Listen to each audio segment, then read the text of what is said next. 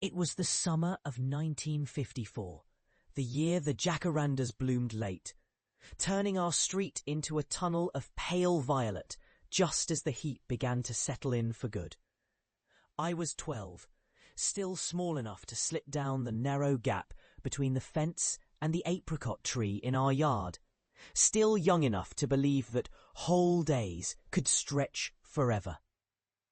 That morning smelled of warm sap and laundry soap, my mother's sheets flapping white against the blue.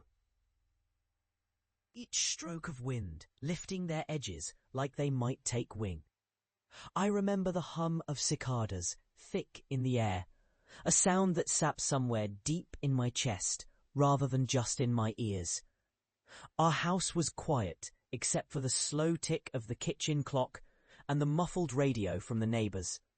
I was barefoot, my heels darkened by the dust from the lane, holding a chipped enamel cup full of water for the small apricot seedling my father had planted 2 springs before. We weren't a wealthy family, but my father had the kind of patience that made things prosper.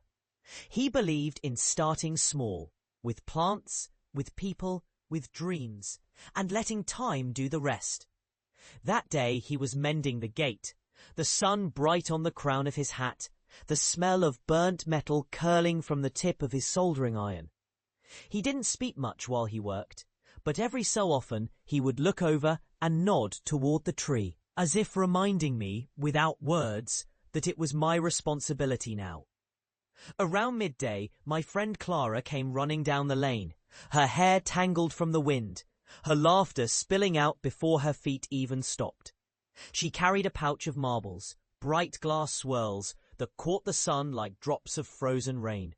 We played in the dust until our knees were streaked and our palms gritty, the marbles clinking softly together in her hand like tiny bells. I remember her pealing laughter as she won a round, that look in her eyes, half triumph, half pure delight, that only children seem able to carry. Later, when the heat grew heavy, we lay on the cool kitchen floor, right where a thin breeze slipped under the door. My mother brought us slices of apricot, the fruit soft and golden, sugar clinging to our fingers. The taste was so vivid, honeyed and bright that for a moment I felt certain summer itself to be eaten.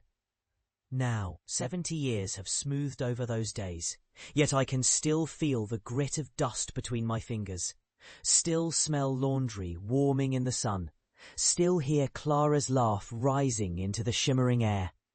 Clara moved away the following spring. The apricot tree grew strong but did not survive the drought in 62. My father has been gone for decades, and that lane is paved over, the jacarandas cut back, so they no longer bow toward each other over the road. But sometimes, when I stand in my garden, a cup of water in my hand for the young peach sapling I planted last year, I find myself nodding the way my father did, sharing a silent promise with a living thing. Time has thinned so much from those summers, yet a part of me still tastes the sweetness of that fruit, still hears the laughter, still believes in starting small and trusting the days, in the long stretch between then and now. I've learned that it's not the grand victories we keep hold of, it's the tender rituals, the care we give to what cannot last, and the way love endures quietly in our hands.